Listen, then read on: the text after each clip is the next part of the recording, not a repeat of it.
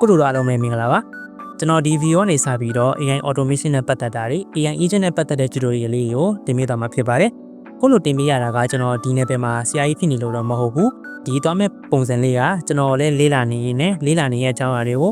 ကိုလိုကို share ပေးနေအတူတူ grow ဖြစ်သွားကြဖို့ရည်ရွယ်ထားဖြစ်ပါတယ်တကယ်လို့ AI automation နဲ့ AI agent ကဘာလဲဆိုတာမသိသေးဘူးဆိုလို့ရှိရင်တော့ကျွန်တော် Telegram မှာ group လေးဖွဲ့ထားပေးတယ်ပေါ့နော်အဲ့ဒီ group လေးကို join ပြီးတော့အခြေခံကဘာဆိုတော့ကျွန်တော် module လေးတွေတင်ထားပေးတယ်ပြီးတော့သူနဲ့သက်ဆိုင်တဲ့ test လေးလည်းတင်ထားပေးတာမို့လို့ဒီကိုတော့မသိသေးဘူးဆိုလို့ရှိရင်တော့ဒီ group လေးကို join ပြီးတော့တွားလေ့လာလို့ရပါတယ်အဲ့ group ရဲ့ invite link တွေကိုတော့ကျွန်တော် video ရဲ့အောက်မှာလည်းချထားပေးမယ်ပြီးတော့ domain knowledge channel ရဲ့ tin post မှာလည်းထားထားပေးတယ်ဆိုတော့ဘယ်လို join အဆင်ပြေတယ်ပေါ့နော် okay ဆိုတော့ video လေးစလိုက်ရအောင်ဒီနေ့လုပ်မဲ့ project လေးကတော့ Google Form မှာဖြည့်လိုက်တဲ့အချက်လက်တွေအကုန်လုံးကို Google ရှိမှတွားပြီးတော့ပေါ်အောင်လို့ AI automation နဲ့ဘယ်လိုလုပ်မလဲဆိုတာပြပြသွားမှာဖြစ်ပါတယ်ဆိုတော့ပထမဆုံးအနေနဲ့ AI automation လုပ်ဖို့အတွက်ကို free သုံးလုံးကောင်းတာက make.com ဆိုတဲ့ website လေးပေါ့နော်ဆိုတော့အဲ့ make.com ဆိုတဲ့ website လေးကိုကျွန်တော်တွားလိုက်မယ်make.com ဆိုတဲ့ website လေးကိုကျွန်တော်ဝင်မယ်ဆိုလို့ရှိရင်တော့ VPN လေးခံထားပေးဖို့တော့လိုအပ်တယ် VPN လေးခံလိုက် MUI ဆိုလို့ရှိရင်ကျွန်တော်တို့ရဲ့ browser တစ်ခုခုမှာ make.com လို့ရိုက်ရှာလိုက်ပါဟုတ်ပြီဒီစာမျက်နှာရောက်လာပြီဆိုလို့ရှိရင်တော့ဒီမှာကျွန်တော်တို့ကအကောင့်မရှိသေးဘူးဆိုလို့ရှိရင်တော့ get started free ဆိုတာလေးနှိပ်ပြီးတော့အကောင့်တောက်ဖွင့်လို့ရတယ်အကောင့်ကကိုယ့်ရဲ့ email နဲ့ဖွင့်လို့လည်းရတယ်ဒါမှမဟုတ်လို့ရှိရင် Google အကောင့်နဲ့လည်းဖွင့်လို့ရတယ်ပေါ့နော်အကောင့်လေးတော့ဖွင့်လိုက်ဒါတော့ကျွန်တော်အခုအကောင့်ဝင်လာပြီးသားမို့လို့တစ်ခါလေးတန်ဝင်သွားတာဒါဆိုလို့ရှိရင်တော့ဒါသူအကောင့်ဝင်လာပြီးလို့ရှိရင်ရောက်မယ်သူရဲ့စာမျက်နှာပေါ့နော်ဒီမှာဆိုလို့ရှိရင်ကျွန်တော်တို့ကဒီ credit ဆိုတာရှိတယ်အဲ့ဒီ credit က free ဆိုလို့ရှိရင်ကျွန်တော်တို့1000ထိပေးသုံးတာဆိုတော့ဘယ်လိုပြောရမလဲစမ်းတက်လို့တော်တော်လေးကောင်းတဲ့ထဲမှာပါတယ်ပေါ့နော် make.com ကအားကြောင့်မလို့လူတော်တော်လေးသုံးရကြတယ်ဆိုတော့ပထမဆုံးကျွန်တော်တို့ဒီမှာမြင်ရတဲ့ interface ကနည်းနည်းတော့ရှုပ်ကောင်းရှုပ်နေလိမ့်မယ်ဒါပေမဲ့အဲ့ဒါလေးအကုန်လုံးခဏမိထားလိုက်ကျွန်တော်တို့ကအခုဘာလုပ်မလဲဆိုတာပဲအရင်သွားလိုက်မယ်အဲ့လိုမျိုး automation နဲ့ဖန်တီးဖို့အတွက်ဆိုလို့ရှိရင်ပထမဆုံးသွားမယ့် category ကဒီမှာ scenario ဆိုတဲ့ဟာလေးဒီကောင်လေးကိုနှိပ်လိုက်ပြီးလို့ရှိရင်ဒီမှာကျွန်တော်တို့ရဲ့ AI automation နဲ့ဖန်တီးမယ်ပေါ့နော်ဖန်တီးမယ်ဆိုလို့ရှိရင်ဒီမှာ create scenario ဆိုတာရှိရဲ့အဲ့ကောင်လေးကိုနှိပ်လိုက်ပြီဆိုလို့ရှိရင်ဒီမှာကျွန်တော်တို့ရဲ့အလုံးအပေါင်းတွေ့လိမ့်မယ်ပေါ့နော်အဲ့ဆိုလို့ရှိရင်ဒီနေရာကစပြီးတော့ကျွန်တော်တို့ AI automation နဲ့ဖန်တီးလို့ရပြီဆိုတော့ဒီရဲ့ဒီ interface လေးကိုတစ်ချက်ရှင်းပြမယ်ပေါ့နော်ဒီမှာကပို့လုံးမဲ့ဒီ scenario ရဲ့နာမည်ပေးလို့ရတယ်ကျွန်တော်ဒီလုံးမှာကစားတောက်ဆိုင်တစ်ခုကိုဖွင့်လာတဲ့ထားပါတော့အဲ့စားတောက်ဆိုင်တစ်ခုမှာကိုစီလာစားတဲ့ customer တွေစီကနေပြီးတော့ review ကို Google Form နဲ့တစ်ဆင့် review တောင်းလိုက်မယ်ကိုဘယ်လိုမျိုးခံစားရတယ်ပေါ့နော် feedback ဘယ်လိုရှိမလဲပြီး recommendation ဘယ်လိုရှိမလဲ rating ဘယ်လောက်ပေးမလဲနာမည်နဲ့ email ကပါတယ်ဆိုတော့ကျွန်တော်တို့ Google Form နဲ့တောင်းလိုက်မယ်အဲတောင်းလိုက်တဲ့ဟာမှာ customer ဖြည့်သွားတဲ့ဟာကိုကျွန်တော်တို့က automatic Google ရှိမှတွားပြီးတော့ဖြည့်မယ်ပုံစံမျိုးလုပ်မှာဖြစ်ပါတယ်ဆိုတော့ဒီကောင်လေးနာမည်ကို customer feedback လုပ်ပေးလိုက်မယ်ဒါနာမည်ပေးပြီးသွားပြီပေါ့နော်အောက်ကဟာကျတော့ဒီ run once to every 50 minutes တော့နောက်မှကျွန်တော်ပြောပြမယ်ပေါ့နော်ဒါနောက်ကြလို့ရှိရင်တော့အောင်ပါဒါကျတော့ save ကိုတခုခု project တခုခုလုပ်ပြီးသွားလို့တိမ့်မယ်ဆိုလို့ရှိရင်ဒီ save ကလေးနှိပ်ပြီးတော့တိမ့်လိုက်ဒါကောင်ဆိုလို့ရှိရင်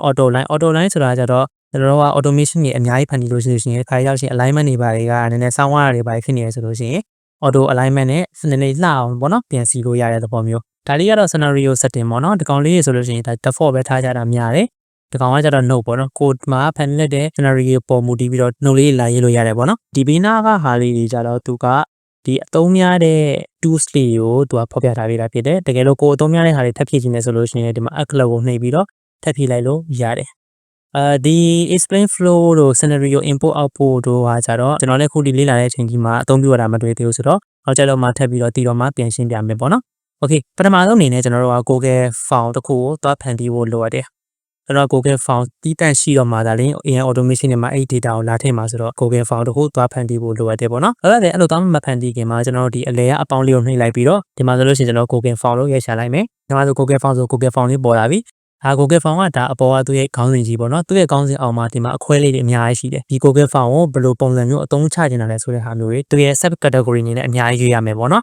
Form ရှာမှာလား Form create လုပ်မှာလား Form ယူမှာလား Form update လုပ်မှာလားဒါမှမဟုတ် Form ကို trash ကိုပို့မှာလားအဲ့လိုဟာမျိုးတွေအများကြီးရှိတယ်ဒါကြောင့် Form ရဲ့ category ဒါမှ response category ဆိုလို့ရှိရင်ဒီမှာ watch response လုပ်မလားlist response လုပ်မလား get response လုပ်မလားအများကြီးပဲပေါ့နော်ဒါတော့ကိုလိုအပ်တဲ့လုပ်ငန်းအပေါ်မူတည်ပြီးတော့ဒါတွေကရွေးရတာဆိုတော့လောလောဆယ်တော့ခေါင်းမရှိုးသွားနဲ့ကျွန်တော်တော့မဲ့ဟာလေးပဲအရင်အာရုံစိုက်လိုက်မယ်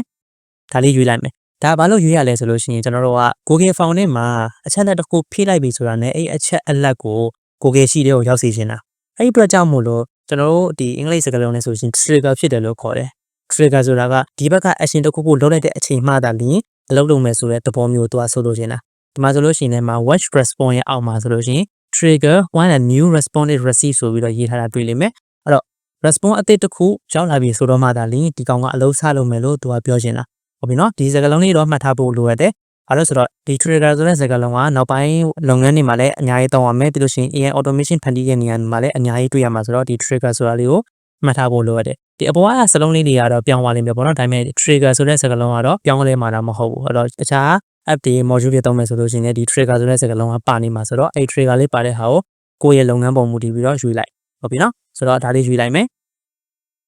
okay ယူလိုက်ပြီဆိုဒီညရောက်လာပြီပေါ့နော်ဒါမှတော့ကျွန်တော်ကကျွန်တော်ရဲ့ Gmail account နဲ့ဝင်လာပြီးသားမို့လို့ဒီလိုလေးပေါ်နေရအဲ့လိုမဟုတ်ဘဲနဲ့ကိုလိုလိုကအခုမှအစတာဆိုလို့ရှိရင်ဒီမှာက sign in to Google ဆိုပြီးပေါ်နေလိမ့်မယ် sign in with Google ပေါ့နော်ဒီလိုမျိုးလေးပေါ့အဲ့ခါကျလို့ရှိရင်ကျွန်တော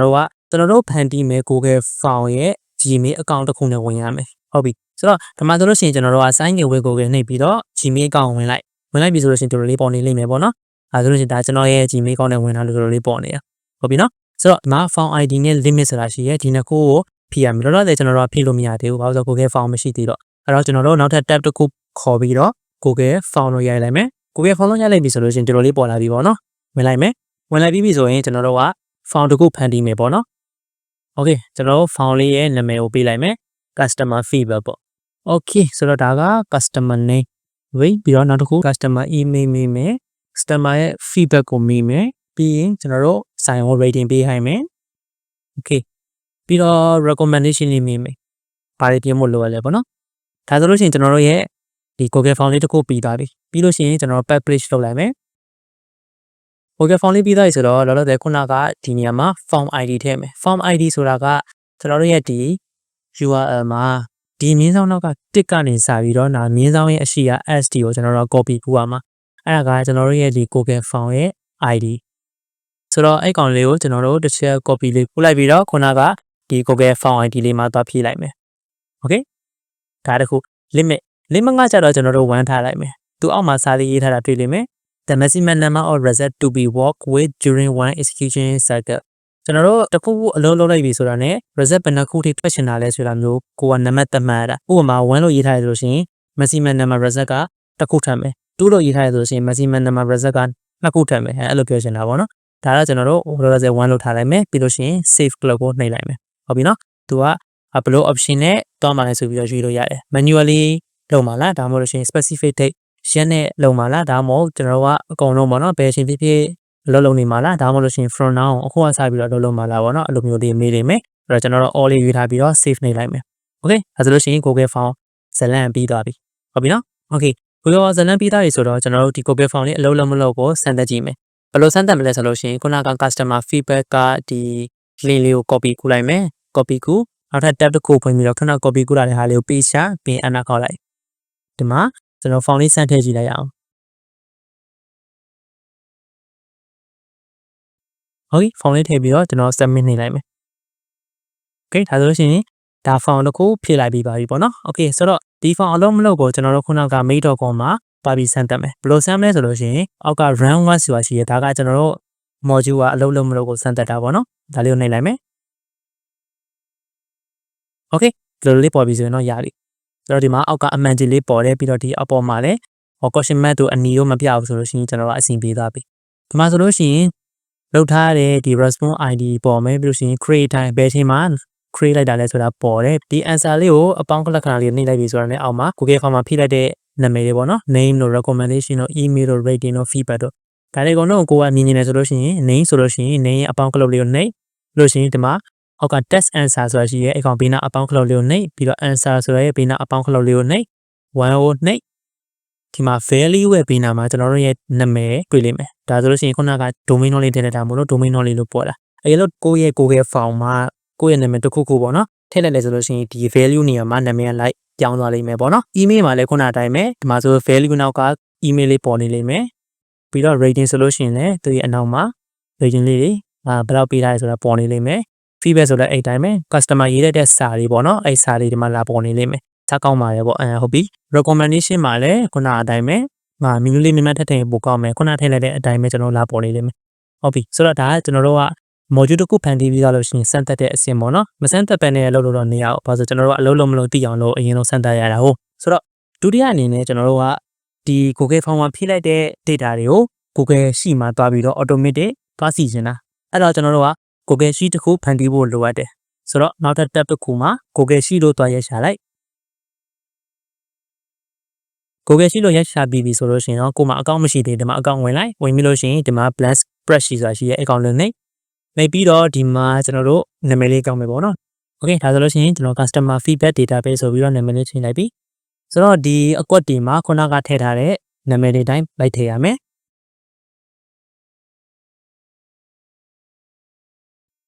Okay ဆိုတော့ Google Sheet လေးကျွန်တော်တို့ဖန်တီးပြီးသွားပြီပေါ့နော်အဲ့လိုဖန်တီးပြီးပြီဆိုလို့ရှိရင်ခုနက main.com ကိုပြန်လာလိုက်ဒါပြီးလို့ရှိရင်ဒီပေးနာမှာအပေါင်းလေးရှိတယ် add another module ပေါ့နော်အခြား module တစ်ခုကိုကျွန်တော်တို့က create လုပ်မယ်ဒီမှာဆိုလို့ရှိရင်ခုနအတိုင်းပဲအလုံးလေးပေါ်လာမယ်အမအောက်မှာကျွန်တော်တို့က Google Sheet ကိုရိုက်ချလိုက်မယ် Google Sheet ကိုရိုက်ချလို့ရှိရင်ဒီအပေါ်မှာဒါလေးပေါ်လာပြီပေါ့နော်ဒါလေးကိုနှိပ်လိုက်အောက်မှာခုနအတိုင်းပဲသူ့ရဲ့ sub category တွေအများကြီးရှိတယ်ကျွန်တော်တို့ကအခုဘာလုပ်မှာလဲဆိုလို့ရှိရင် Google Sheet မှာကျွန်တော်တို့ Google Form ကပြလိုက်တဲ့ data တွေကိုသွားထည့်မှာဆိုတော့ add a row ဆိုတာကိုနှိပ်ပေးရမယ်အောက်မှာသူ့ရဲ့လုံးပုံရေးထားပေးတယ် append a new row to the bottom of the table ပေါ့နော်သူက data တစ်ခုခုရောက်လာပြီဆိုလို့ရှိရင်ကျွန်တော်တို့က row တစ်ခုအသစ်ဖန်တီးမယ်ဆိုတာမျိုးသူကအောက်မှာရေးထားပေးတယ်အဲ့အတွက်ကြောင့်မလို့ကျွန်တော်တို့က add a row ဆိုတာလေးကိုနှိပ်လိုက်မယ်ရေးပြီးသားပြီဆိုလို့ရှိရင်တော့ကျွန်တော်တို့ဒီမှာ connection အောက်မှာခုနအတိုင်းပဲကျွန်တော်တို့ရဲ့ Gmail account နဲ့ sign in ဝင်ရမယ်ပေါ့နော်ဝင်ပြီးသွားလို့ရှိရင်တော်တော်လေးပေါ်လာနိုင်မယ်အဲ့တော့ search method ဆိုတာရှိအောက်မှာဒါလေးနှိပ်လိုက်လို့ရှိရင် search by path search from all enter manually enter manually ရတဲ့ကြတော့ကိုယ့်ကို manually ထည့်ရတာဆိုတော့ search by path ကကြတော့သူ့ရဲ့ path တစ်ခုချင်းလိုက်ရှာတာဒါပေမဲ့အဲ့ကောင်ကလောလောဆယ်မတုံသေးကျွန်တော်တို့ search from all ကျွန်တော်တို့ရဲ့ဒီ Google Sheet အကုန်လုံးလေးကနေရောကျွန်တော်ကရှာမှာအားကြောင့်မို့ကျွန်တော် search from all ဆိုတာရွေးလိုက်မယ်ပြီးတော့ဒီမှာ spreadsheet ID ဆိုတာရှိရဲ့ဒီ spreadsheet ID ကလည်းခုနက Google Form တော့အတိုင်းပဲကျွန်တော်တို့ရဲ့ဒီ spreadsheet ရဲ့ URL လေးကိုတစ်ချက်နှိပ်လိုက်ပြီဆိုလို့ရှိရင်ဒီမှာဒီမင်းဆောင်နောက်ကတစ်ကနေစလို့နောက်ကမင်းဆောင်ရဲ့အရှိရာ CT ကိုကျွန်တော်တို့ copy ကူးလိုက်မယ် copy ကူးပြီးသွားပြီဆိုလို့ရှိရင်ဒီမှာ spreadsheet ID လေးတွေကိုလာပြီးတော့ paste ချလိုက်ကျွန်တော်မင်းဆောင်လေးပို့သွားလို့မင်းဆောင်လေးပြန်ဖြတ်အဲ့ဒါဒီလိုလေးပေါ်လာနေမယ်ပေါ့နော်ဒီမှာဆိုလို့ရှိရင် sheet 1 ဆိုတာကကျွန်တော်တို့ရဲ့ Google Sheet ကအောက်ကဒီနာမည်လေးဒါကျွန်တော်တို့နာမည်ပေးရင်ပေးသလိုဒီမှာလာပေါ်နေလိမ့်မယ်ပေါ့နော်ဥပမာထားပါတော့ကျွန်တော် customer feedback လို့ပြောင်းလိုက်လို့ရှိရင်ဒီမှာ customer feedback လို့လာပေါ်နေလိမ့်မယ်အဲ့လိုမျိုးရှိနေရွေးလိုက်ပြီဆိုလို့ရှိရင်အောက်မှာကျွန်တော်တို့က table contain header ဆိုတာလေးပါတာသူက yes no ရွေးရတယ်ပေါ့နော် table contain header ဆိုတာကကျွန်တော်တို့ရဲ့ဒီကိုစောက်လိုက်တဲ့ table မှာခေါင်းစဉ်ကြီးပါတာဆိုပြီးသူကမေးတာတကယ်လို့ကိုက no ကိုတွားရွေးလိုက်မယ်ဆိုလို့ရှိရင်ဒီ Google Sheet က range တွေပဲလာပေါ်တော့မှာကျွန်တော်တို့အဲ့လိုမဟုတ်ဘူးကိုက header တွေရှိပြီးသားဆိုတော့ yes ကိုရွေးလိုက်အဲ့လိုရေးထားတယ်ဆိုလို့ရှိရင်အောက်မှာကျွန်တော်တို့ဒီ Google Sheet မှာထည့်ထားတဲ့အစီအလိုက်တိုင်းသူပေါ်လိမ့်မယ် customer name email feedback rating recommendation ဒါ FGHIJ ကဒါနောက်ကဆရာအစီအလိုက်တွေပေါ့နော် customer name နေရာမှာကျွန်တော်တို့ကတစ်ခုခုထည့်ရတော့မယ်ဘာထည့်ရမလဲဆိုလို့ရှိရင်ဒါလေးတစ်ချက်ထောက်လိုက်ပြီဆိုလို့ရှိရင်ဘေးနားလေးမှာဒီလိုမျိုးပုံစံလေးတွေ့ရလိမ့်မယ် name email feedback rating recommendation ဒီကောင်ကဘယ်က data တွေလဲဆိုလို့ရှိရင်ဒီ Google Form က data တွေဒီမှာလာပေါ်တာဘာလို့လာပေါ်လဲဆိုတော့ခုနကကျွန်တော်တို့တစ်ကောင်လေးကို run 1ဆိုတာလေးနှိပ်ပြီးတော့ data run ကိုကျွန်တော်စမ်းသပ်ခဲ့တယ်ဟုတ်တယ်ဟုတ်အဲ့အတွက်ကြောင့်မလို့စမ်းသပ်ခဲ့တဲ့ data တွေကဒီမှာလာပေါ်တာအဲ့တော့ customer name ဆိုတဲ့နေရာမှာ customer နာမည်ကိုကျွန်တော်တို့က value တစ်ခုအစားသွင်းမယ် customer name နေရာအမြဲတမ်းပြောင်းလဲနေမှာလေအဲ့တော့ကျွန်တော်တို့ကဒီမှာ customer name နေရာမှာမောင်ဆိုပြီးတော့နာမည်တစ်ခုရိုက်ထည့်လိုက်လို့မရဘူးကျွန်တော်တို့က value တစ်ခုထည့်ရမှာအဲ့လိုထည့်ဖို့အတွက်ကျွန်တော်တို့ကဒါလေးတစ်ချက်နှိပ်လိုက်တယ်ပြီးတော့ name ဆိုတဲ့ဘေးနားမှာမဲအောင်မြားလေးရှိရဲအဲ့ဟာလေးနှိပ်ပြီးတော့အောက်မှာ grade to test answer လို့ရှိရဲ grade ကိုမနှိပ်နဲ့ grade အောက်မှာ test answer ဆိုတဲ့ဘေးနားကမြားလေးကိုသွားနှိပ်ပြီးတော့ answer ကိုထပ်နှိပ်အောက်မှာ value ဆိုတာရှိရဲသူ့ value ရဲ့ညာဘက်မှာ domain knowledge လို့ပေါ်နေတာတွေ့လိမ့်မယ်ဒါကကျွန်တော်တို့ခုနကတော့ဒီ Google Form ကိုစမ်းသပ်လိုက်တော့ထည့်လိုက်တဲ့နာမည်အဲ့နာမည်ကဒီမှာလာပေါ်နေတာဆိုတော့ကျွန်တော်ကဒီ value ဆိုတဲ့ဟာလေးကိုတစ်ချက်နှိပ်လိုက်နှိပ်လို့ရှိရင်ခုန customer A ဆိုတဲ့နေရာမှာသူဒီလိုလေးဝင်သွားလိမ့်မယ်ဟုတ်ပြီနော်ဆိုတော့ email နဲ့အဲ့ဒီတိုင်းပဲကျွန်တော်တို့ရှာရမယ် email ရဲ့ဘေးနားကမြားလေးကိုနှိပ် test answer ရဲ့မြားလေးကိုနှိပ် answer အောက်ကမြားလေးနှိပ်ပြီးတော့ value ဆိုတာရှိရဲ့အဲ့ value လေးကိုကောက်ထည့်ဒီကတော့ကျွန်တော်ဒီနေရာမှာ value တွေထည့်ရမှာသူနဲ့သက်ဆိုင်တဲ့စာသားတွေရဲ့ value တွေလိုက်ထည့်ရမှာအဲ့မှာကျွန်တော်တို့ဟိုမှာအတိအကျတော့ပုံပါလေဟုတ်တယ်မလားအဲ့တော့ rating ဆိုလို့ရှိရင်လည်း rating ရဲ့ test answer ရဲ့ answer တွေက value ကိုတွားထည့် recommendation ဆိုလို့ရှိရင်လည်း recommendation တွေက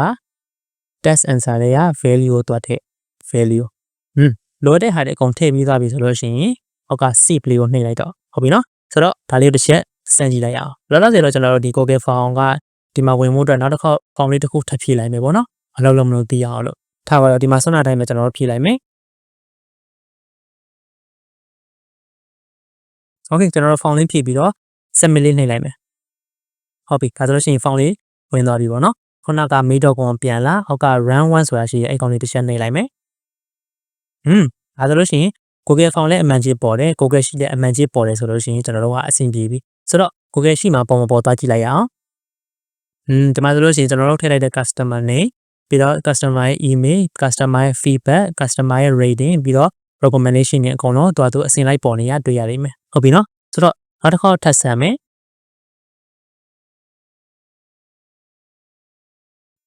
Okay ကျွန်တော်တို့ form ဖြည့်ပြီးတော့ submit နှိပ်လိုက်မယ် Okay ဆိုတော့ mail.com ပြန်သွား round 1ဆိုတာလေးတစ်ချက်ပြန်နှိပ်ဒါတော့အမှန်ကြီးတွေပေါ်ပြီဆိုလို့ရှိရင်ကျွန်တော်တို့ Google Sheet လေးကိုသွားကြည့်လိုက်မယ်ဒါဆိုလို့ရှိရင်ခုနက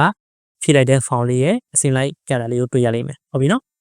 ဆိုတော့ဒီနေ့ video လေးကတော့ဒီလောက်ပါပဲဒီ video လေးကတော့ကျွန်တော် AI automation နဲ့ AI agent tutorial လေးရဲ့အစပေါ့နော်ဒါအခုလောလောဆယ်ကျွန်တော်လေ့လာနေတဲ့အပိုင်းလေးကိုကံပြီးတော့ tutorial အနေနဲ့ share ပေးတာဖြစ်ပါတယ်ကျွန်တော် tutorial လေးကြည့်နေကျွန်တော်နဲ့အတူတူလိုက်ပြီးတော့လေ့လာဖို့လည်းအားလုံးဖိတ်ခေါ်ပါတယ်ပြီးတော့တခုခုမေးချင်တာသိချင်တာရှိရဆိုလို့ရှိရင်လည်း Telegram group မှာလည်းသိချင်တာလေးတွေမေးချင်တာလေးတွေကိုမေးမြန်းလို့ရပါတယ်ဆိုတော့အားလုံးပဲအဆင်ပြေကြပါစေကျွန်တော်ရဲ့ domain knowledge telegram channel လေးမှာ YouTube တို့ TikTok တို့ဒီလိုမျိုး social media ပေါ်မှာတင်လို့မရတဲ့ resource တွေ file တွေ video တွေကို download လုပ်လို့ရအောင်ကျွန်တော် telegram channel လေးမှာတင်ပေးထားမှာဖြစ်တဲ့အတွက်ကြောင့်မို့လို့ကျွန်တော်ရဲ့ telegram channel လေးကို join ဖို့ဖိတ်ခေါ်ပါတယ်အားလုံးကိုကျေးဇူးတင်ပါတယ် see you guys next time